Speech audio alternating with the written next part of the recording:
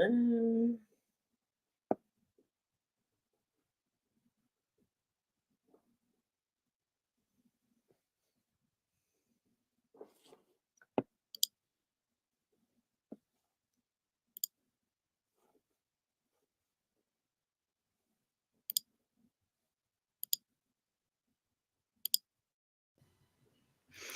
is there any sound now?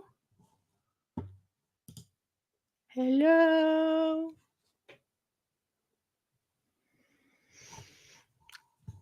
I think all my settings reset themselves. Oh, for God's sake, stupid thing. So, yeah, basically, it looks like my whole entire settings reset themselves. Not helpful. I know I was trying to avoid you guys hearing the fireworks outside mine because they're going off. But I don't think you can hear them. I can't hear them through my headset. And I've been talking away, and it took me ages to notice. It took me ages to notice. So I'm gonna have to put a thing on the in the chat afterwards when I come off to say skip through the first 20 minutes because you won't hear anything because of the sound. So fireworks are going off. I think I've dulled them out as much as I can. Dogs are behaving at the moment, but that could change at any given minute. I think I wore them out. I think I wore them out because I had some people come look at the house today, and yeah, so they went out for an extra bit of a session on their walk, so they might actually be a bit tired. I know Winston was tired. So I've got, because I got the report up, I've got to switch between my screen and thing. So what I basically went through first, let's start again. So there's 6 pages telling us everything in this document and who's involved. The Christian dating for free records received. So there's all sorts. There's Yahoo records for Snow Gypsy 1 and Cajun Angel 1. So they took a lot of information, but there's a list of like 6 pages worth here. And then this is the initial supplemental report, and there are amendments in this as we go through. So I'm going to go through it with you, throw in my comments again, even though I've already gone off on one of these. I know me just chatting to myself. So let's start again. On Sunday, the 14th of June in 2015, the Greene County Sheriff's Office Department were dispatched to the address on Volunteer Way for the 2 reported missing females. Now, this case was involving Claudinia, which I'm just going to refer to her as Dee Dee going forward. Date of birth there, and she had been found deceased. Her 23-year-old biological daughter, Gypsy R. Blanchard, date of birth, was reported missing also. Several of the neighbours were concerned about the well-being of Claudinia and Gypsy because of the post that was on Gypsy's Facebook and about how they were both deceased, and Dee Dee and Gypsy both resided at Volunteer Way. Now, I think it's important to go through these records before we go to the trial, although there'll be bits that I'll remember from that trial that I'll be able to fill in as I'm going through this document as well to pick up inaccuracies. And I think because these are the initial reports and everything, I think it's a good idea that we look at them. So, Dee Dee and Gypsy had not been seen or heard from for approximately 2 days. And the caller was Kimberly Blanchard, who was the neighbour, a close friend, not related. How weird is that, though? And had reported finding the Facebook posts from the unknown persons stating that the 2 had both been raped and murdered. And Kimberly arrived at the above residence to find Dee Dee's vehicle, which is the Nissan Cube, which we saw in the driveway. Nobody would answer the door. Now, the neighbour said, Kimberly said, that both Dee Dee and Gypsy had several health issues requiring them both to be wheelchair bound. So at this point, my question would have been, as a neighbour, First of all, we've got clarification from somebody outside of the inner circle of Gypsy and Dee Dee that Dee Dee's health is not great. It's declining. We know she had the diabetes, but who is looking after Gypsy, who has these massive, significant health issues? And if I'd have been believing what was going on, at this point, I would have perhaps said, well, how is Dee Dee managing? She's wheelchair bound. Like, Gypsy can't look after her, and she can't look after Gypsy. So that would have just been my question as the neighbour who knew them, and probably any sort of official person, really. So we've got it clarified from someone else there that Dee Dee was not a well woman, and Gypsy herself having these health issues. Now, this is where it is my personal opinion, speculation, that the worst case scenario that what we can label Dee Dee with is that she was malingering, that she was that she was using Gypsy to make money.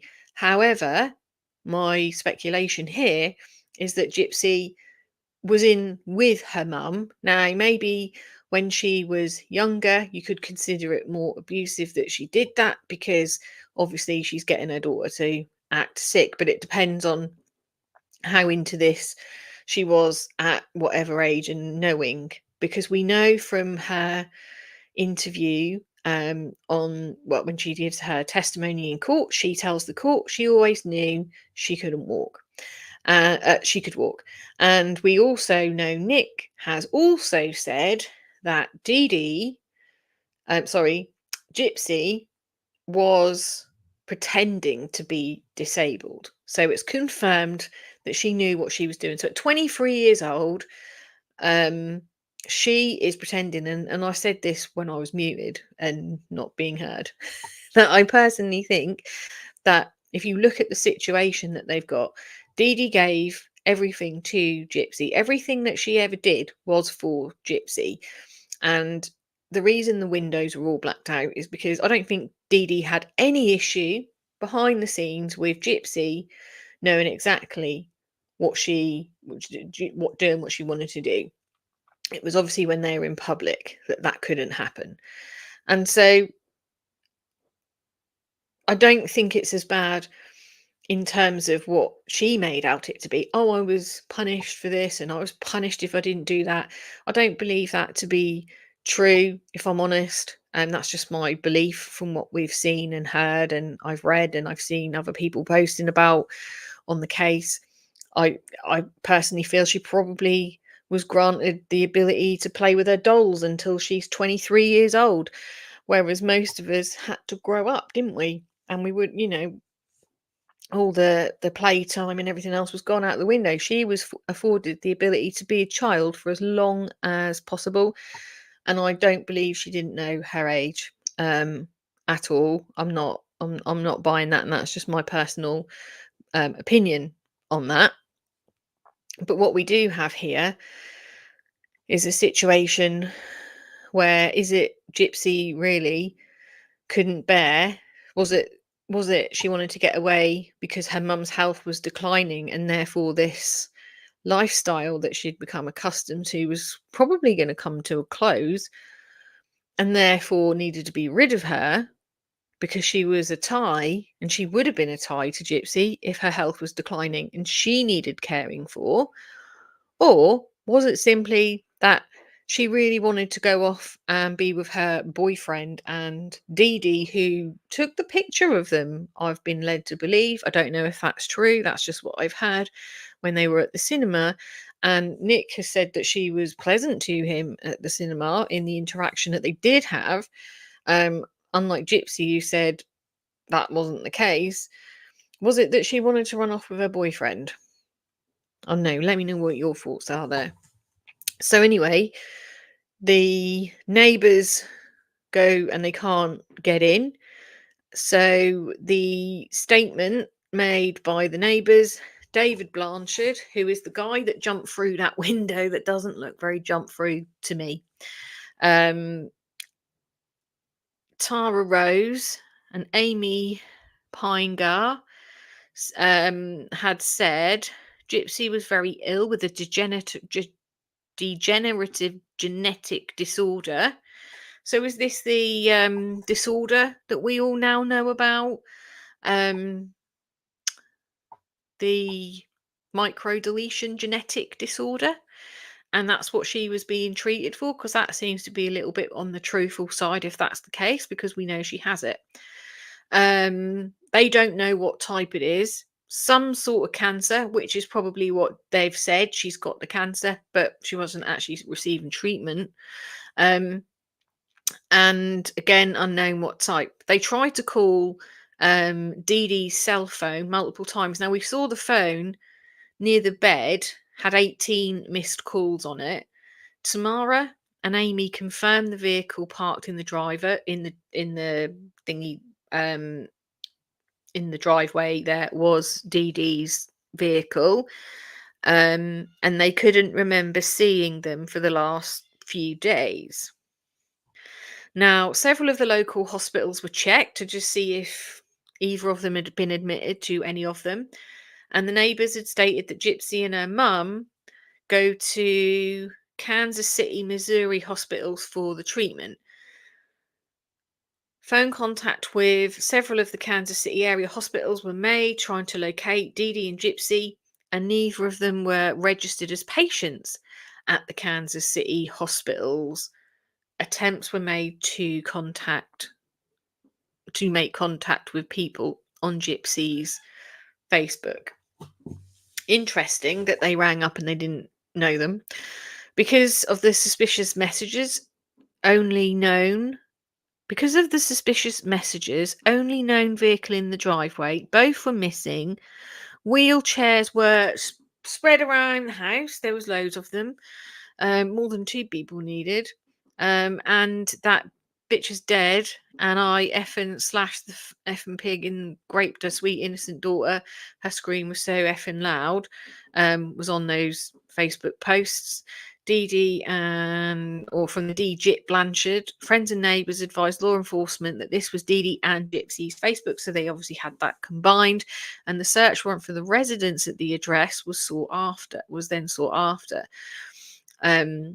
After the search warrant was approved, it was searched by the Greene County Sheriff's Office Criminal Investigation Division inside the residence under the authority of a search warrant, and a female, later identified as Claudine Blanchard, was found lying on a bed in the bedroom on her stomach with several apparent stab wounds to her back. And Gypsy was not in the house. Hey ladies, I hope you're all well. Aaliyah Woodmansey, who had been friends with Gypsy in the past, had information she had wanted to share. So the police made contact with Aaliyah. They wanted to find out what this information was, and she had advised deputies about Nick Godejohn, who Gypsy had spoken about a lot. So she obviously hadn't kept him a secret, and Aaliyah had been communicating with Gypsy via the Facebook in October 2014 about Nick. Now, in the Facebook messages, Gypsy talks about wanting to have a baby with Nick. Isn't this a familiar thing? She wanted a baby with Nick. She probably wanted one with Dan Glidewell, and we know she was going to have one with Ryan, and she trapped Ken. Well, maybe it could be Ryan's, but she eventually got her baby, right? That's all she seems to be thinking, that this baby is going to solve her problems. Gypsy, this baby is just the start of your problems. With Nicholas, and that she wanted to name the child Nicholas Paul Godejohn Jr. According to Aaliyah, the messages Gypsy sent to her indicated Nicholas had promised her they would get married. Nicholas had been promising to meet her at the premiere of the movie Cinderella in March 2015, and Aaliyah was unable to remember what Gypsy's name was listed on Facebook as, but believed it to be Gypsy Rose, and she had not talked to Gypsy or visited Gypsy since the October of 2014. That's quite a big gap, isn't it, considering that they were Ken's the one. Ken is the daddy. Well, we'll see. Are the results out yet? Are we on Maury Povich yet? Jerry Springer? What other shows was there? Oprah Winfrey? Who knows? Maybe she'll be on TMZ Live or something when they reveal you are the biological father. Or God, no, it's neither of you. What the hell? I still say plot twist. Milkman's. Anyway, that's a big gap. On Monday, June the 15th, 2015, Gypsy and Nick were located at W228 S8755 Cherry Street, Big Bend. The address and name, were located through the IP address from the Facebook page, from the post about the statement that was written, and the IP address checked back to Nick Godler-John at the mentioned address. Now, on Monday, the 15th of June, contact was made with Gypsy and Nicholas in an interview room. So in between there and there, they've got them in the interview room at the Waukesha County Sheriff's Office. Now, Sergeant Stan Hancock interviewed Gypsy. We've seen it. During the interview, Gypsy disclosed Nick had unalived her mother because Nick and Claudinia did not get along, which is not kind of what Nick said. He said, I think she's a bit indifferent kind of thing, and I believe he took the photo. And that was about it. But I don't believe she was nasty to him. Gypsy claims that she'd been made to stay in the bathroom on volunteer way. This is where Nick had locked her in the bathroom somehow.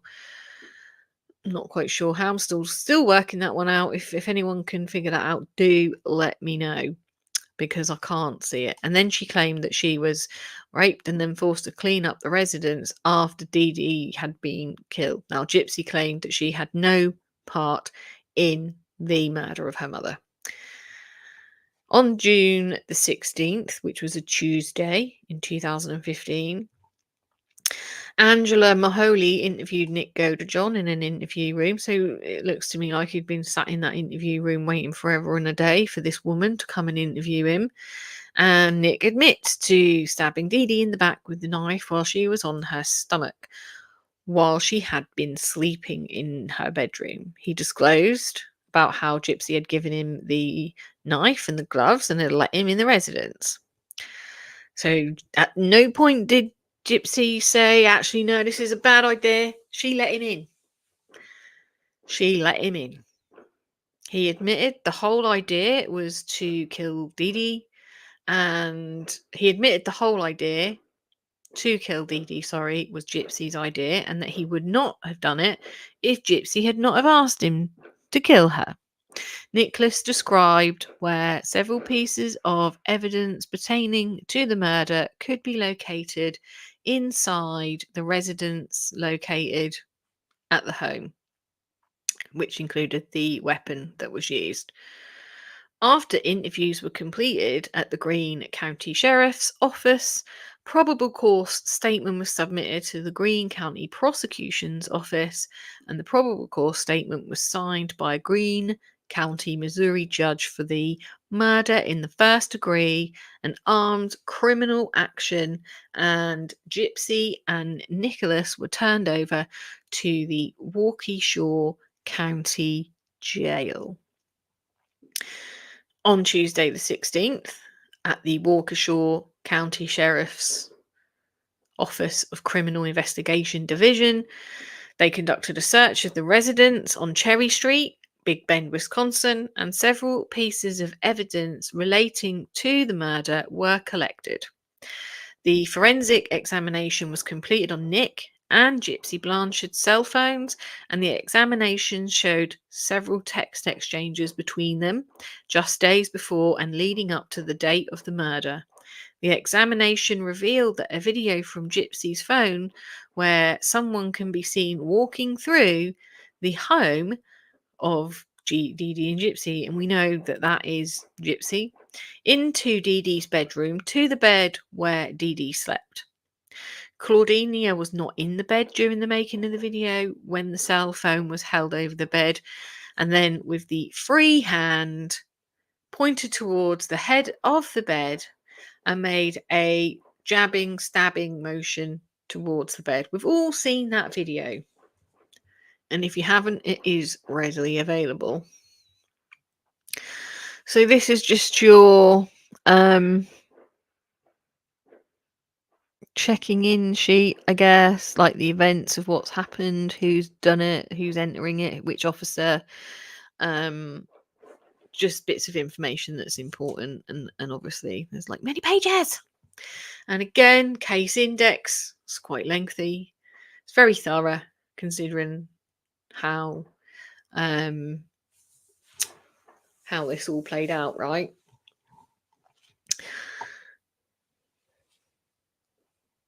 Giving a show and tell. Yeah, this is how we do it. So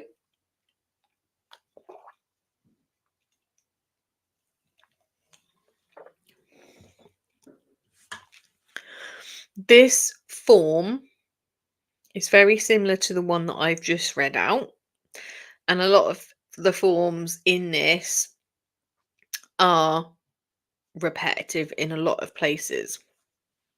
So on the 14th of June at around 1:15, they respond to the address. The two are missing. According to the call notes, it was reported the two had not been seen for approximately 2 days. It talks about Kimberly, the Facebook post again, and the neighbours and everything else that went on. When they arrived, the deputy K. Hughes, Corporal R. Stewart, and Deputy T. Hayes and Deputy Hughes spoke to the neighbours and friends. So it's putting the officers on the scene. And to the two who knew the two allegedly missing females, they checked the doors and the windows of the residence for any indications of forced entry or foul play, and there was nothing found. However, while checking an east door of the residence, one of the neighbours, Charles Blanchard, Kimberly's husband, found an unlocked but closed window leading into the kitchen. Oh, maybe it was Charles then. I thought it was the other one that jumped him. Leading to the kitchen of the residence, and he went inside despite the warnings not to. I'm not seeing where he went in those crime scene pictures unless he tidied up. He then went and unlocked the front door and advised the two were not inside. So I'm not kind of sure what he did when he looked, how he missed it, because obviously I would imagine, despite the talcum powder, and the sheet, the sheets, what are they, like what you put in the tumble dryer to help your clothes smell good when they come out of the tumble dryer. Despite those, I would have expected some sort of smell, and if he'd have turned the light on, he would have seen. So is this a male looking incident where he just walked around and didn't see anything? A bit like my son. Tell him where something is, it's right in front of him, but he can't see it for looking. Or did he actually not go in? Although he must have done if he unlocked the door, but I'm just not seeing the window. Was the door locked? Was the door even locked? Did they even lock the door? It's an odd one. Anyway, he went inside, he unlocked the front door. He advised the two were not inside and did not see any signs of a struggle. And he was then instructed to exit the residence, and it was re-secured. It was learnt that the window that was found unlocked could not be secured due to a malfunctioning window lock, not caused by tampering. They checked the vehicle in the drive and the outbuilding on the property, and nothing seemed to be out of the ordinary with either. They then started to gather information that would be pertinent to locating the two possible missing females, because I don't think the police went in immediately either. There was a bit of a delay because I think they had to obviously get a warrant. They found that no one was home, or they canvassed the area in the view of the home, and I found no one home. There was uncollected mail in the mailbox showing postmark dates. Because at this point as well, yeah, there's that thing on the Facebook post, but also there's a strong possibility that the two could have just cleared off. And they've got to be careful before entering the home. I don't know how he missed Dee Dee, because I've seen the other photographs and you can see her, like, and the smell, there would have been a smell. There would have been decomp, and there would have been the smell of blood, like it would have been wrong. It just wouldn't have been pleasant. I don't know how. I think he must have just walked up and down and went, oh, no, can't see nothing.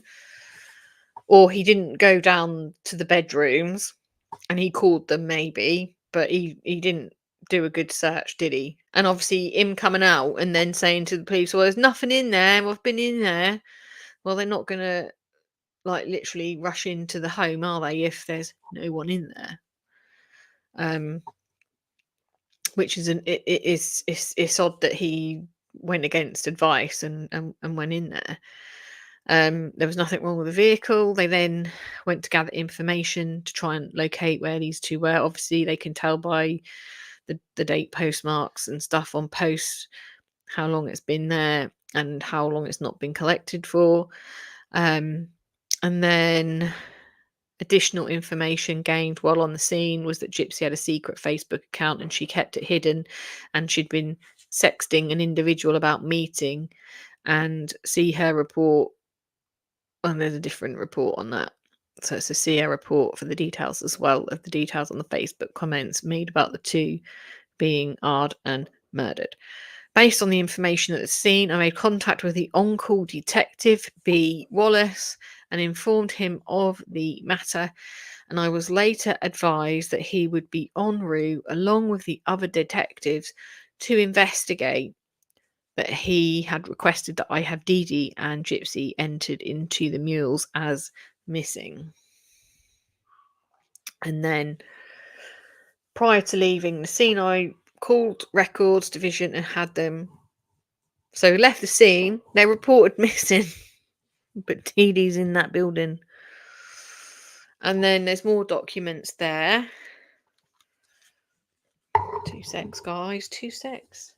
Yeah, the talc isn't going to hide it. The smell of the talc, I have to say, probably would wear off, wouldn't it? Like, it wouldn't long last.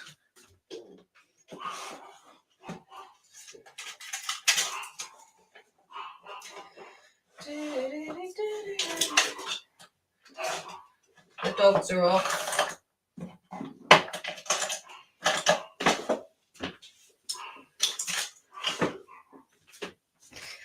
The doggies are off, guys. The doggies are off. So this is a missing person report. That's what it looks like. And they're spelt Blanchard with an E. They've put the address on there.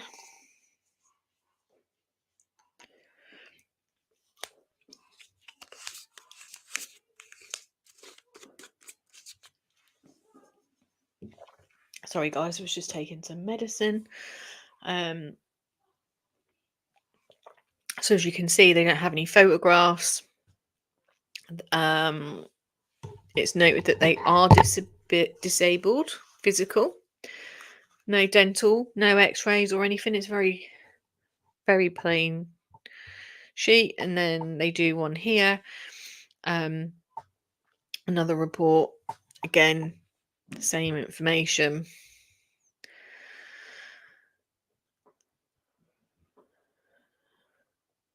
So again, this is a very similar but a different report, I think, from a different officer.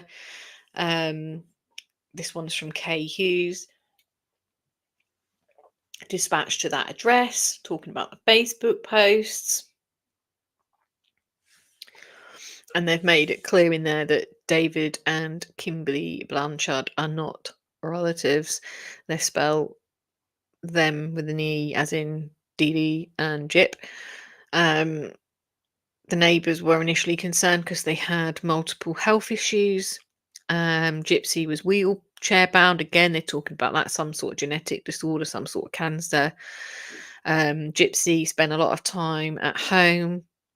Dee Dee and Gypsy spent a lot of time at home and were friendly, describing them as sweet. They stated that the Blanchards had moved to the Springfield area after Hurricane Katrina. So this is all stuff that they have been told, and that they had been residents of Louisiana prior to that. None of them thought that the Blanchard had any relatives still living. Interesting. That they had tried to call Dee Dee's cell phone multiple times with no luck. And like I said, we saw on that phone call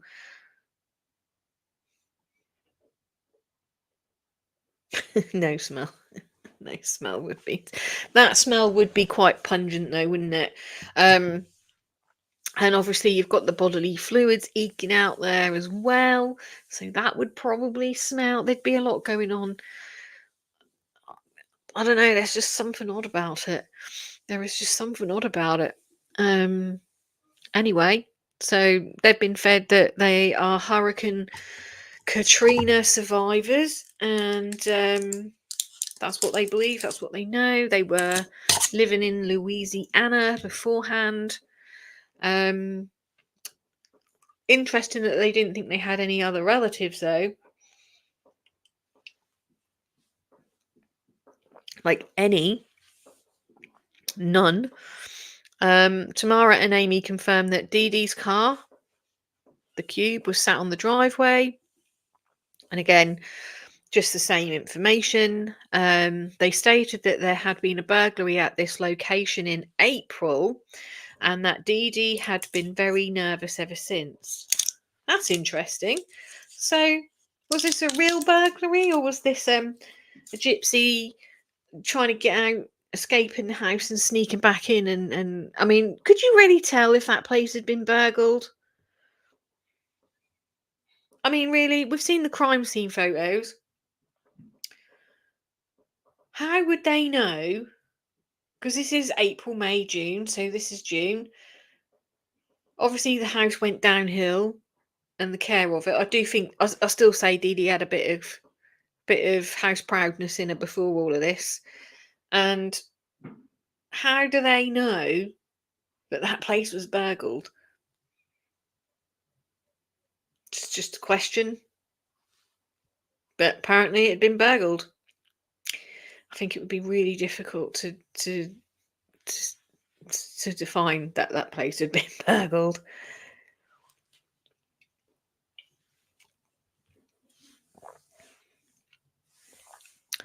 Then they talk about the Facebook posts again. Now, David Blanchard had been formally involved in the running of VisionCon. So, you know, I know people have questioned David and his involvement and that window and the relationship that he might have had with Gypsy. It's a local science fiction and fantasy convention, we know. He said that in 2011, Gypsy had arranged to meet a man at VisionCon, and that man had convinced her to steal money from her mother's purse and run away with him. Is that the story that they were told? And her mother had been able to find out what was going on and prevent anything from happening. So that's a different angle of the story, isn't it?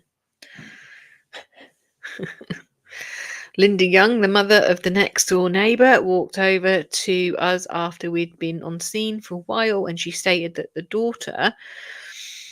daughter had formerly had a key to the Blanchard's house but had given it back maybe 6 months ago. Her daughter had some mental disabilities but is high functioning and lives alone. Linda stated that there was some sort of trouble at the Blanchard's residence with certain people in the neighbourhood, and that her daughter had been implicated in because she had had a key. Wonder what that's about then, which is what prompted her to return it. Linda did not want to tell me who these certain people were, but implied that they continued to cause issues. I mean, at what point is it that You're allowed to withhold that information. Again, Aaliyah Woodmansey came on the scene and informed them about the Facebook profile and Nick Goldjohn and the relationship that Gyps and Nick had been developing. And again, it's the same.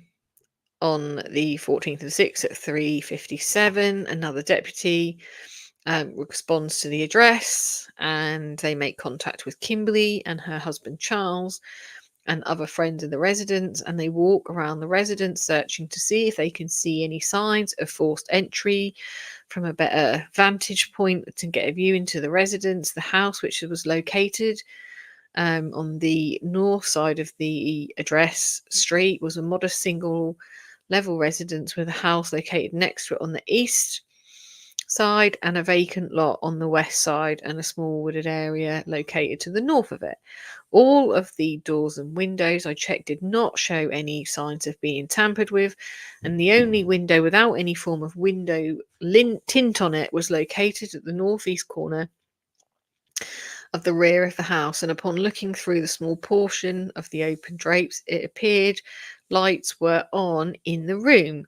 Right, so wait a minute. The lights were on in the room and nobody saw Dee Dee.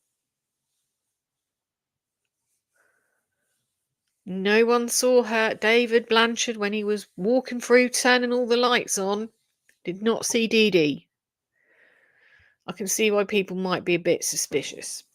Anyway, and that there was a bed next to the window, and I was unable to tell if there was anything disturbed because the place was a shit tip, or anyone was inside the room.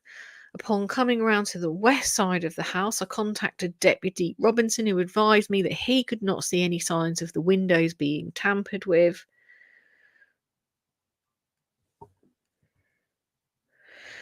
I know, romantic, eh? It's romantic. Very romantic. So the light was on, no one was home, walked straight past Dee Dee, couldn't smell nothing, couldn't see nothing.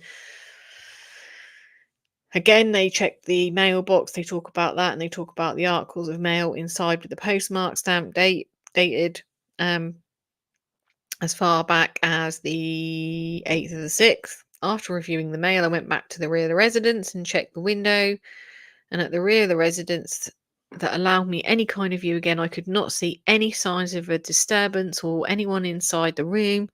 While I was in the rear of the residence, I heard what sounded like something breaking around the corner of the east side of the house. I walked around the corner, seeing Deputy Robinson standing on the side deck.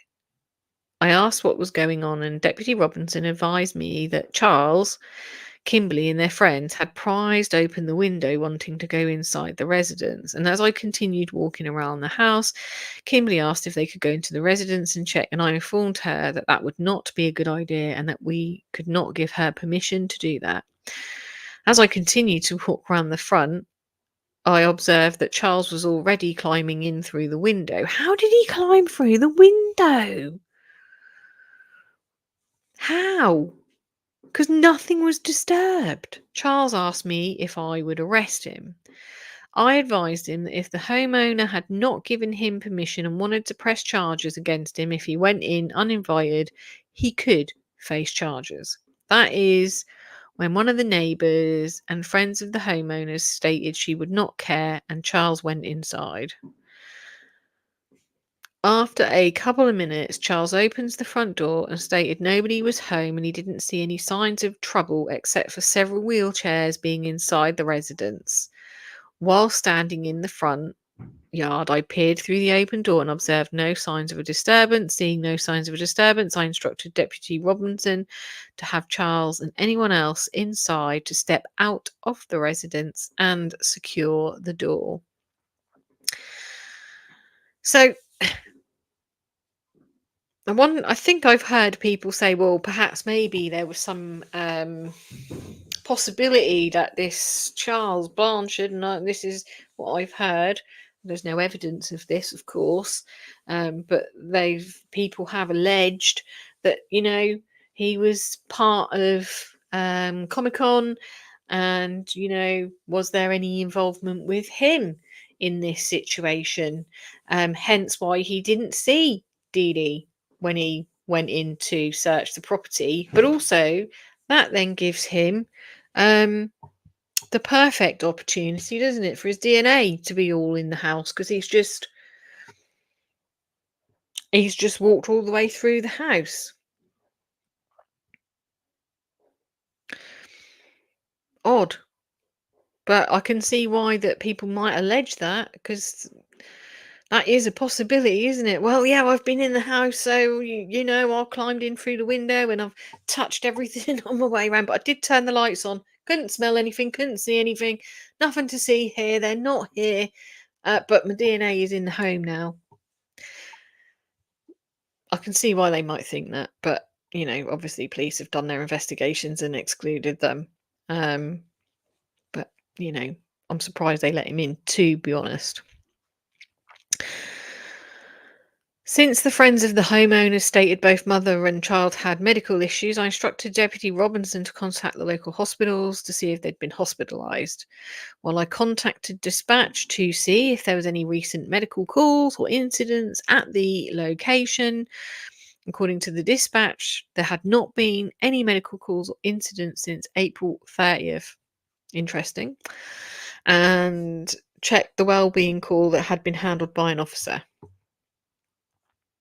After speaking with both hospitals, it was found neither mother and daughter had been admitted to the hospitals.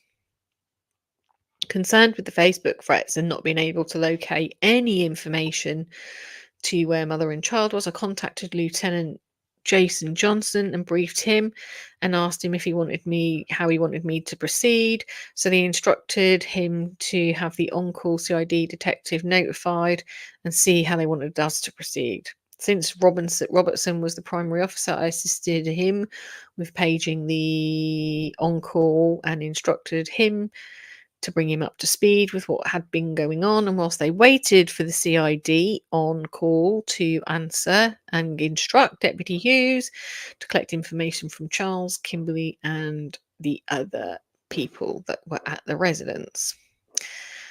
Upon Deputy Timothy Haynes on the Cumming District car arrival, I had him start on attempts with pinging the available cell phone numbers so that we could obtain for the mother and daughter and attempt to contact the hospitals in the Kansas City area to see if the mother and daughter had been transported up there. This was because of a note that was found on the front door that had Kansas City Children's Mercy Hospital address marked on it.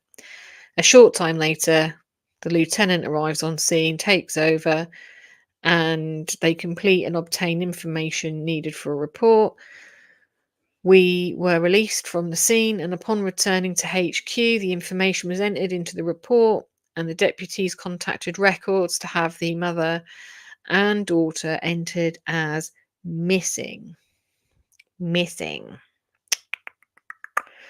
That's the report.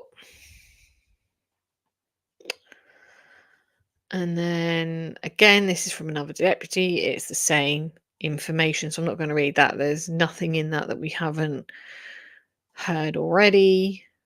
And again, Aaliyah. This is what the consent to search. Aaliyah Woodmansey has been duly informed of rights not to have a search made of the Samsung Galaxy for active hereinafter mentioned, and my right to refuse the consent such as the search hereby authorised blah blah blah blah blah.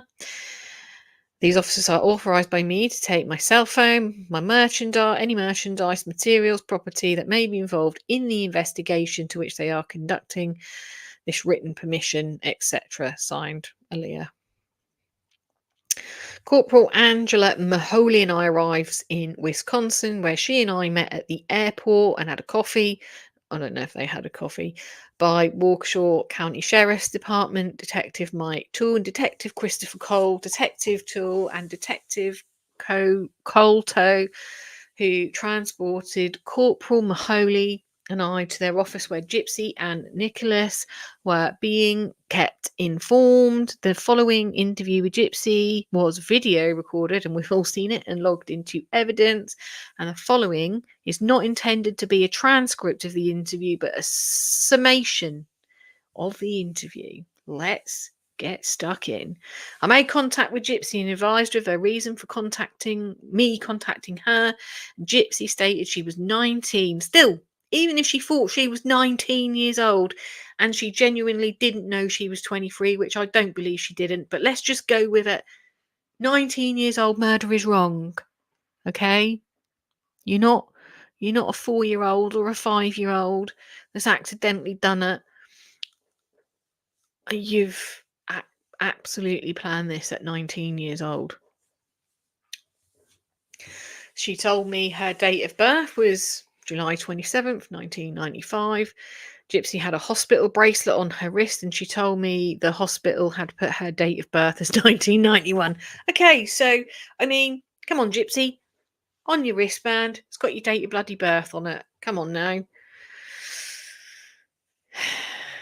I don't know what to say about it. It's on your hospital wristband. The hospitals don't get this stuff wrong, okay? Unless they get the complete person and wristband and they don't match each other, full stop. And she's been happily sat there in hospital with the wrong date of birth, receiving medications or whatever. You know, when they go in hospital, I know as a midwife, when I used to check on my patients or they needed medication, what is your name?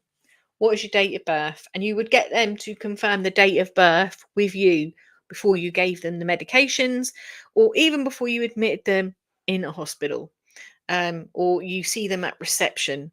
You know, when I go in for a hospital appointment, they ask me my name, they ask me my date of birth. They don't tell me, I have to tell them, and then my number. So, you know, come on, Gypsy, we're not all stupid. And this would have made her 23 years of age. According to her birth certificate, Gypsy was born on July the 27th, 1991. Funny that the birth certificate should match the hospital wristband, which, you know. Gypsy stated she had no idea why she was there. No one would tell her anything. We saw that. And she told me she was homeschooled, but stated she could read and write. She could more than read and write. She knew where her cranium was at 1 year old. She stated that her comprehension level was good, obviously, and Gypsy was read her Miranda warnings. And I'll say this as well. I mean, Gypsy should have had an appropriate adult as well, if they had any concerns. But she obviously was pretending to be younger than she was, and the mentality that she had, and then obviously she should have had someone there. And it annoys me that the police do these interviews and then they don't have the appropriate attorney there or an adult there, to make sure that they fully understand their Miranda. Because like with Chad Dorman, in the end you can get things thrown out in court and you don't want that. It's better to just have the attorney there. But I mean, what it gave us was a ton of material that we could rip through and years down the line show and expose her lies. So, yeah,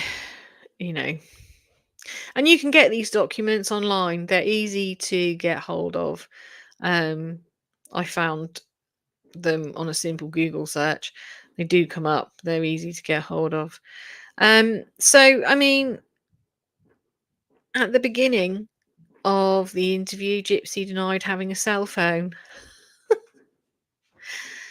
Oh dear, Gypsy. Later on during the interview, she stated she did have a cell phone, but she only used it for Yahoo messaging and other social media sites. Gypsy denies being involved in anything, and she stated that she was a good person, but she lied. Good people don't lie. Not really. Not like Gypsy did. And good people don't plan their mum's murder and then lie about it. You know, I mean, we all tell a little white lie every now and then if we need to, but not one that might hurt someone else. If it hurts someone else, then, you know, you kind of take a notch off your goodness, don't you? And then you repent for it later and you make up for it later, but not when you're unalive your mum. She's a good person. I disagree. Even if everything else was true, the fact, you know, just the mere fact that she planned this in depth, to me, is enough to make me question her as a good person. And the fact that she then lied to the police and then said, yeah, I do have a cell phone, and she just looked at social media sites. Gypsy denies being involved in anything, and she states she's a good person with a 100% who is 100% honest. She confirmed that she and Nick were boyfriend and girlfriend. They met on a Christian dating for free website, and she used her mother's laptop to communicate with Nick.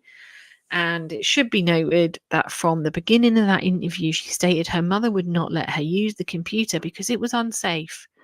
I told Gypsy her mother was deceased, and she sat there for a few seconds and said nothing. She then brought her right hand up and said, wait, what? Very dramatic when she did that. I think you'll all agree if you've watched it.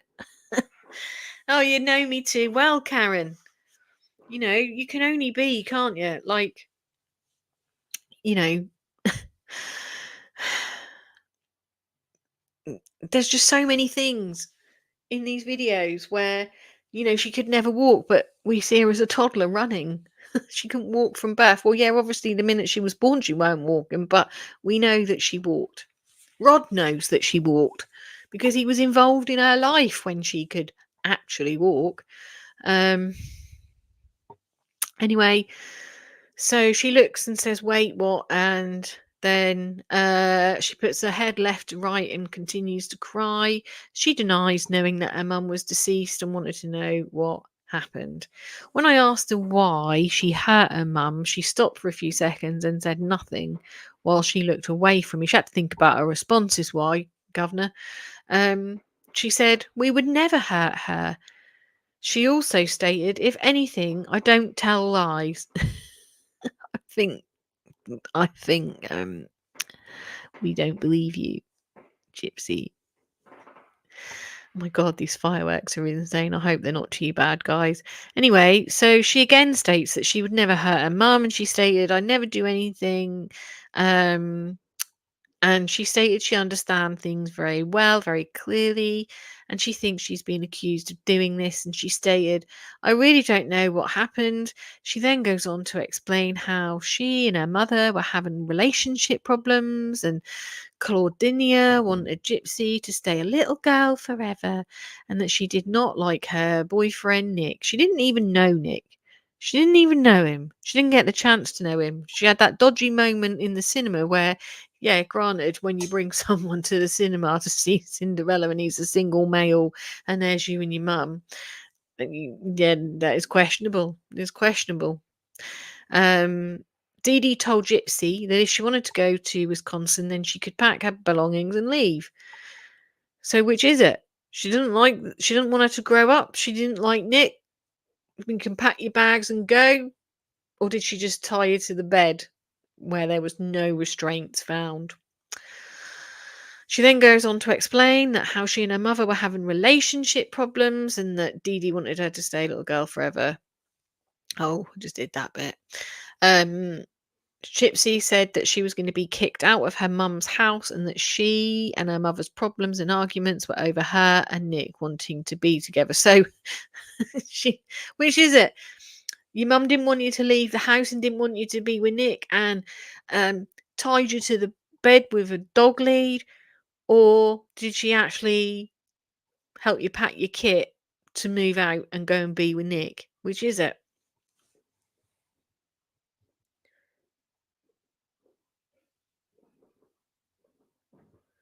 Uh-oh, Nick. There's always fire engines down your way. Gypsy chose to come here, referring to Wisconsin to live with Nick. She gave Nicholas money to come to Missouri to pick her up. Just missed out a whole bunch of stuff there, but Nick came to pick her up, and Dee Dee was fine. Nicholas asked his mother if Gypsy could stay with him, and his mum agreed it would be fine. Gypsy gave Nick money specifically for him to stay at a hotel in Springfield, Missouri. Gypsy then tells me that she does have a cell phone and she uses this to message people, and that a phone was in her black Facebook bag at Nick's home. She asked me if her mother had had a heart attack because Dee Dee had several medical issues. So here, Dee Dee is acknowledged to have medical issues by her own daughter. So this is something that is not shown, is it, in the act? Mummy Dead and Dearest and Dr. Phil, who was well and truly blindsided and taken advantage of by Gypsy, bearing in mind he's a psychologist. But I guess it fitted the show, didn't it? He probably knew what the deal was. But these are things that we aren't told about Dee Dee. We learn this because social media talks years down the line and we start looking for the truth. And the paperwork and the truth starts to come out, and Gypsy admits that Dee Dee was sick. She admits that the neighbours admit that Dee Dee was sick. And so my question is, why did no one question who was looking after this ever such a poorly girl when Dee Dee couldn't even look after herself hardly because she was wheelchair bound? So we go back to that. Gypsy asked about the guardianship papers that her mum had put into place if something happened to Dee Dee. And so we're led to believe actually that these guardianship papers are so that basically Dee Dee can control Gypsy, but Gypsy's asking about them in relation to them happening, what happens to her if anything happens to her mum. So is it that these guardianship papers were drawn out and they're not actually what we've been led to believe, specifically by the Act, that it is so that Dee Dee can control Gypsy? So that if anything did happen to Dee Dee, that something was in place to look after her daughter. She denied being threatened by anyone to talk about what happened to her mum. Gypsy was crying and she said that she had never left her mum alive because we know you got the bus, you were seen on the bus many times. She made the comment, "I honestly didn't do anything to my mama." So she goes and regresses back in age there. We know that. We know that.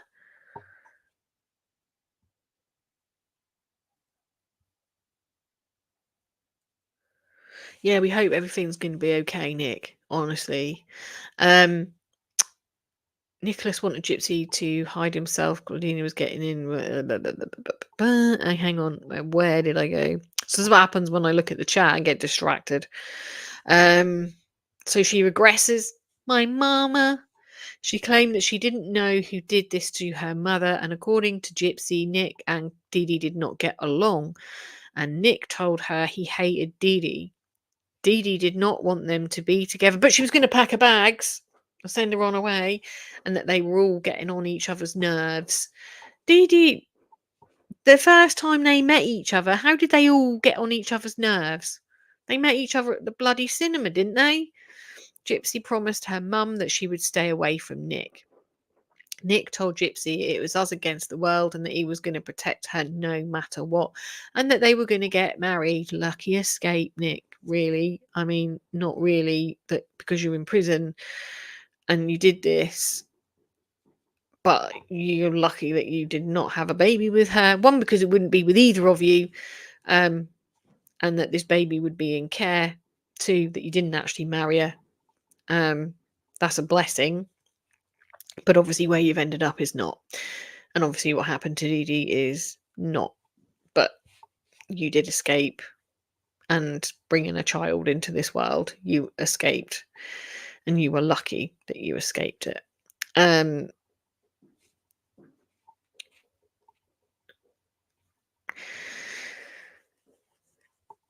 It's us against the world. She was going to protect her no matter what, and that they were going to get married. She stated Nicholas was very kind to her, but that he did not like the police. So what is it, Gypsy? Because apparently, when you threw him under the bus, he wasn't so nice, was he? Nick wanted Gypsy to himself. I'm not quite sure this is how it was all led, but good storyline. And Dee Dee was getting in the way of things between the two of them. Dee Dee told Gypsy Nick was a head in the closet type of person who unalives like Jeffrey Dahmer. Gypsy stated she would never have listened to her mother and broke up with Nicholas.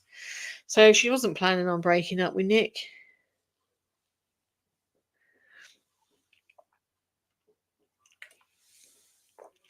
Gypsy then looked up at me and apologised for lying. The girl that doesn't lie.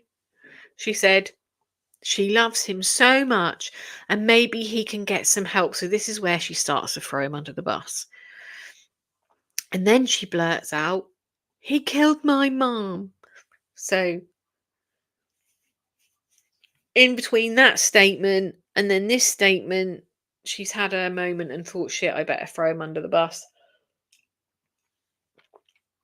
Maybe she can get some help. He killed my mum. He was supposed to come visit her and meet Dee Dee. When Nick arrived in Springfield, they were supposed to sit outside together on the porch. Instead, he walked inside the residence and started walking towards his mum's room. Dee Dee was asleep. Not like what happened. It's not the truth, though, is it? So this is one version of the truth that's not the truth. Dee Dee was asleep, so he just basically, they were all going to just sit there and chill, and then he walks in on Dee Dee asleep. Gypsy got up to go to the restroom inside the residence. Nick followed her. Nick put her hand in the bathroom. Sorry, Nick put her in the bathroom and locked the door. And then went to Dee Dee's room. Gypsy heard her mother crying and screaming. Gypsy's name. Nick then opens the door to the bathroom and she observed blood on his right finger because he had cut himself on the weapon that he used to unalive Dee Dee. Nick then commands Gypsy to clean him up, and she stated she cleaned him up. So she went from saying he's a nice person and looked after her to being an arsehole. So she stated she cleaned him up with the baby wipes. She threw the baby wipes in the garbage, and she said Nicholas took her to the bedroom. Sorry, the dogs are off now. And took all the toys off the bed and he AR'd her. But we saw all the toys were on the bed though, didn't we? Didn't we, Gypsy? We saw with our own eyes that the toys were all on the bed. The toys were also all on the floor, but they were definitely piled on the bed. So I'm not sure there.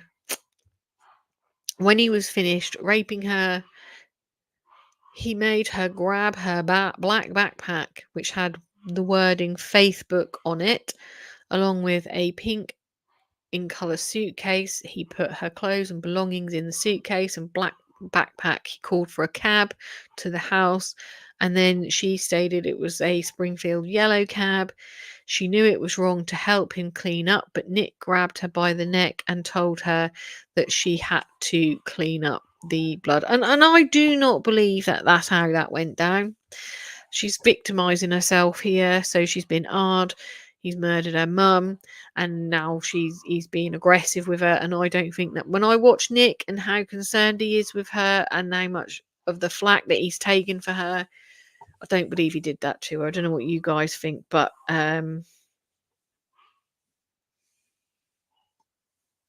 it's all lies. It's all lies.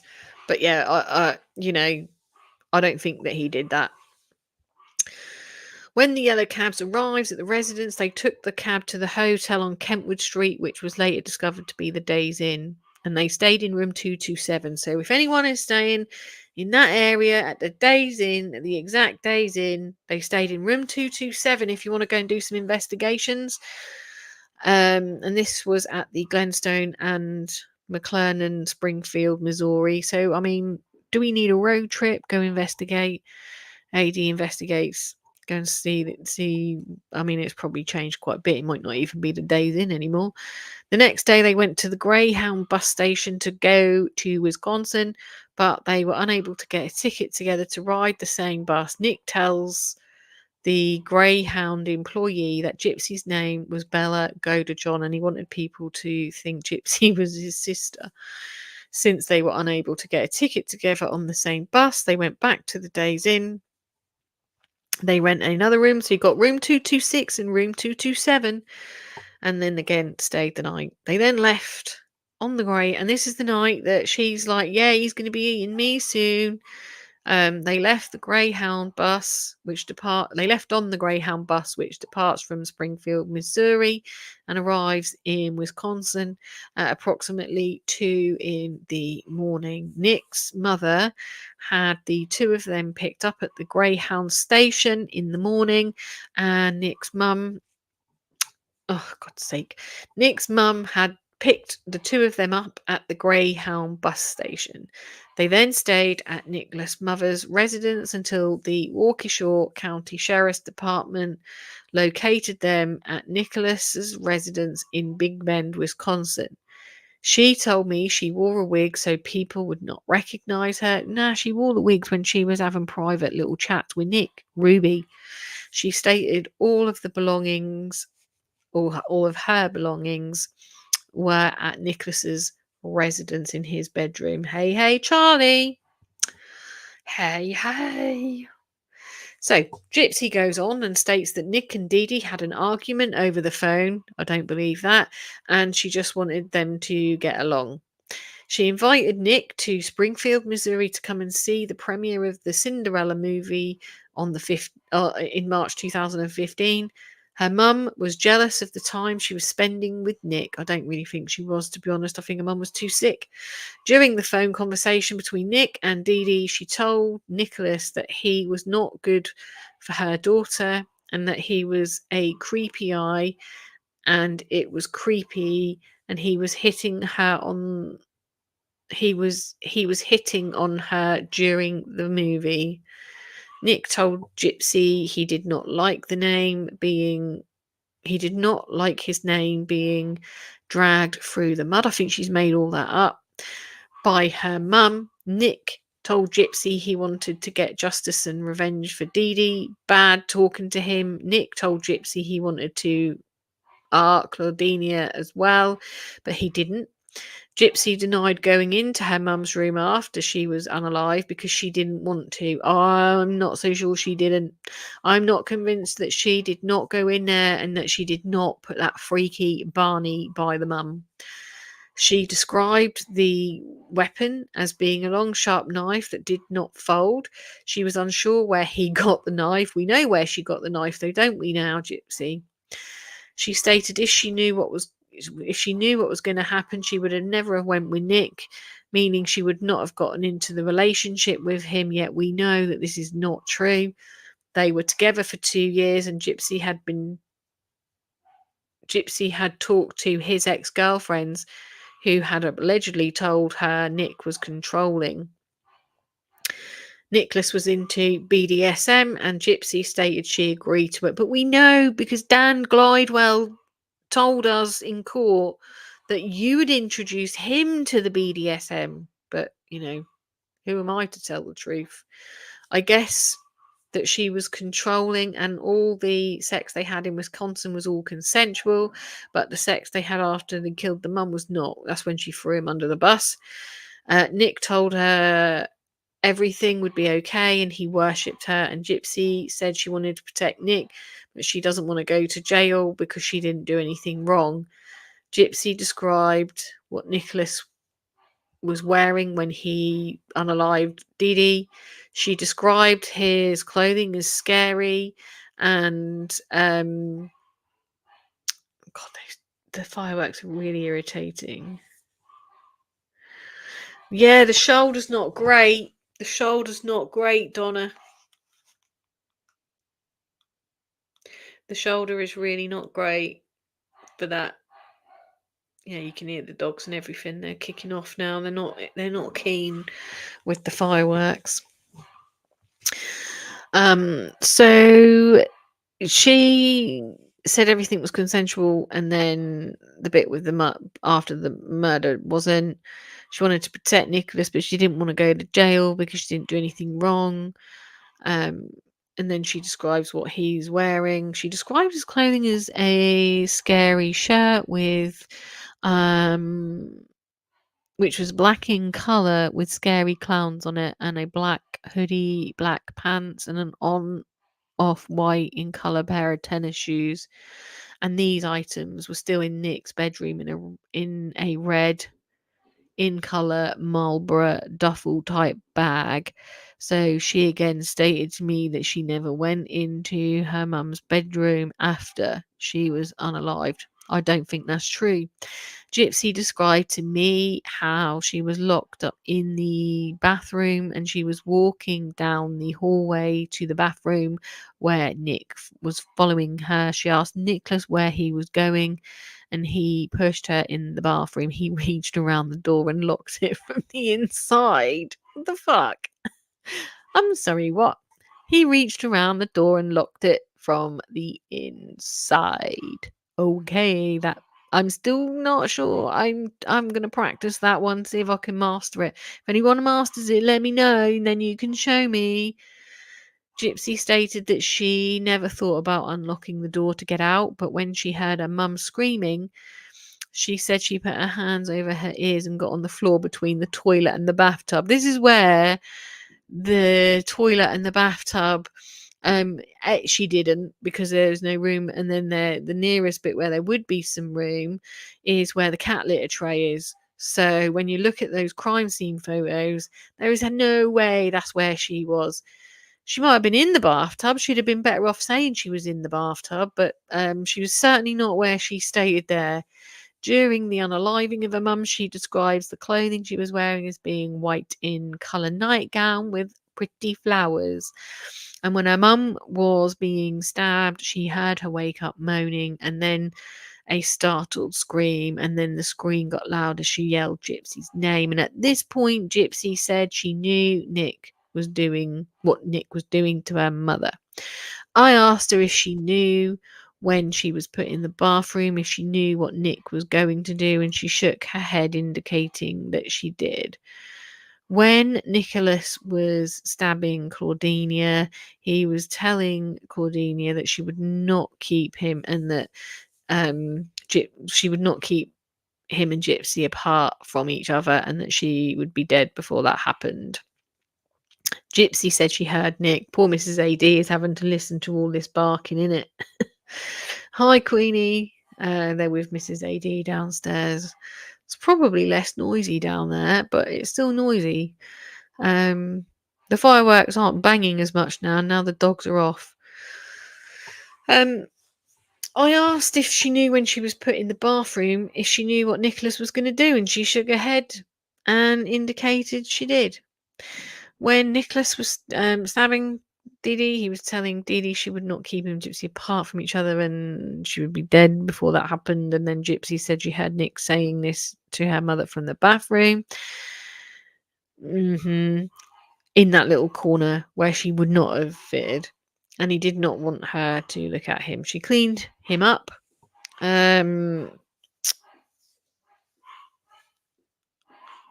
When Nicholas was saying, Gypsy apart from each other, she would be dead for that. But Gypsy said she heard Nick saying this to her mum from the bathroom where he was jabbing her.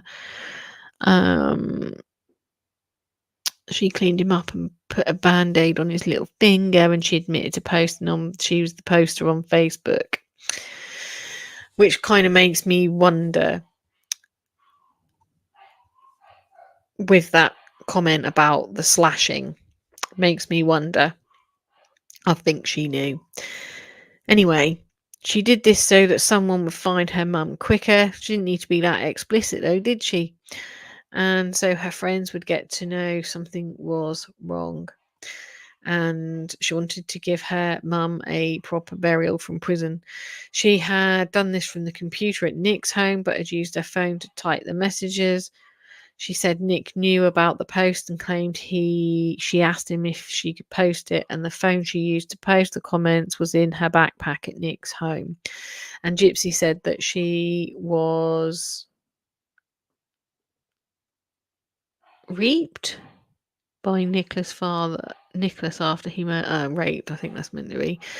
When I asked Gypsy if all the other sex between them was consensual, she said it was. I observed Gypsy to be wearing a t-shirt with what appeared to be blood on the right shoulder. Interesting. Blood on the right shoulder. Blue in colour pants. Black in colour boots. And she had pink fingernails on both hands, which is interesting because they had the same nail polish on her and her mother, which when she brutally planned the mum's unaliving, I find it interesting. She paints her nails exactly the same colour. There was a round bruise on Gypsy's arm, which she claimed originally was a hickey, and then later claimed it was from Nicholas grabbing her and dragging her around the house. On both sides of her neck were some small bruises, and she told me were hickeys, and she got them from Nick. And she was made to clean up the drops.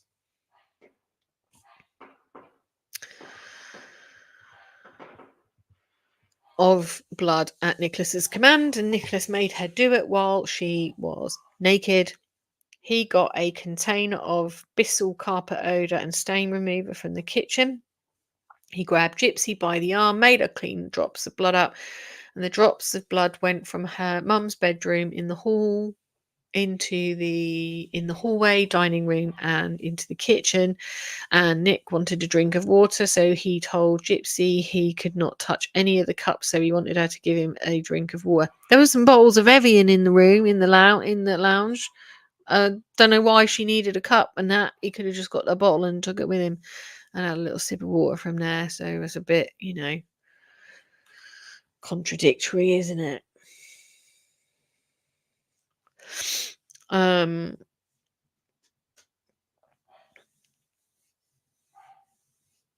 The paper towels that they was used to clean up were thrown away in the trash, and the trash can was taken out to the curb. Now, Gypsy said her mum was killed sometime on the 9th, but didn't remember what day it was. Gypsy said her mum was killed sometime on the 9th, but didn't remember what day it was.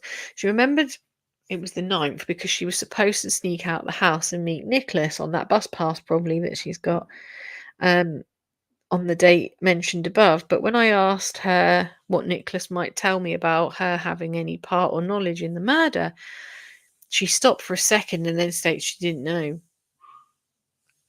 She didn't know what he would say.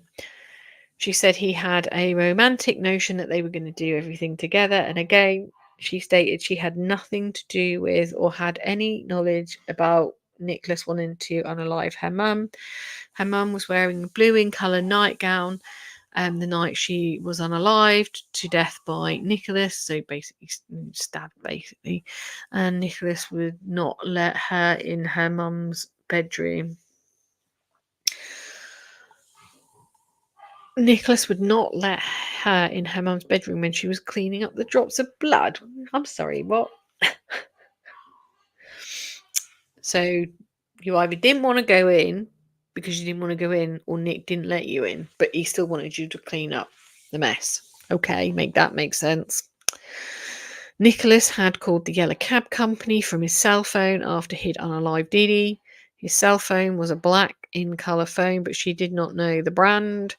And when the cab arrived at the house, they went to the Days Inn. They then went and ate at the Waffle House. She likes the Waffle House next to the Days Inn. Gypsy said she drank some milk and forgot she was allergic to milk. Whatever.